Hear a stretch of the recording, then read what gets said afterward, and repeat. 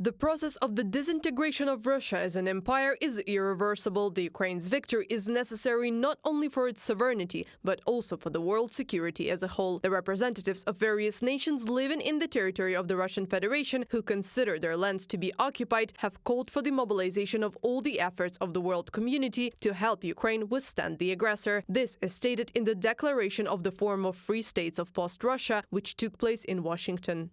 Therefore, all forms of assistance, military, financial, diplomatic, informational and material, must be provided to Ukraine in its struggle for international law, peace and freedom, not only in full, but without delays and interruptions caused by bureaucratic procedures that directly contribute to the continuation of Moscow's militarism and imperial expansion. From the Washington Declaration of the Forum of Free States of Post-Russia.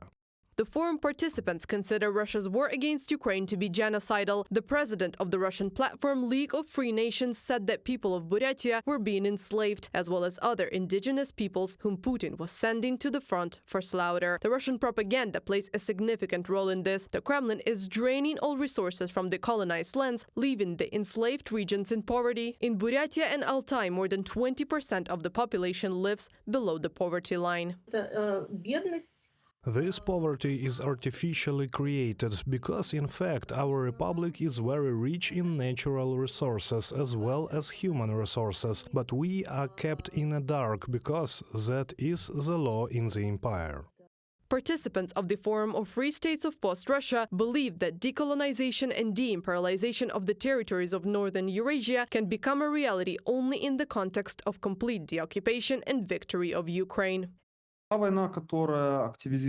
war that intensified in 2022 raised the question fundamentally. It was raised by Moscow that the Russian Empire and Ukraine cannot exist together. It is not our choice, it is our task. In total, the forum was attended by representatives of more than 40 indigenous peoples, as they say, occupied by Moscow. According to the participants, in order to free themselves from the Kremlin influence, all methods are good, from peaceful protests to armed struggle. Such territories as Bashkortostan, Cherkessia, Chuvashia, Siberia, Buryatia, Karelia, Ingushetia, Kuban and other regions should be freed from Moscow's influence today. These are colonies of Russia, and we have always been a colony since we were conquered over 300 years ago. There is no law in Russia for a long time. Authorities do not live by laws, but by their own notions. The power has been seized by a gang. It is an organized criminal group. The first Forum of Free States of Post-Russia took place in Warsaw in May 2022, followed by a meeting in Czech Republic, Sweden, Belgium in European Parliament, in the USA, Japan, in UK, France and Italy. Reported by Anastasia Tarnavska, Victoria Smirnova, UATV News.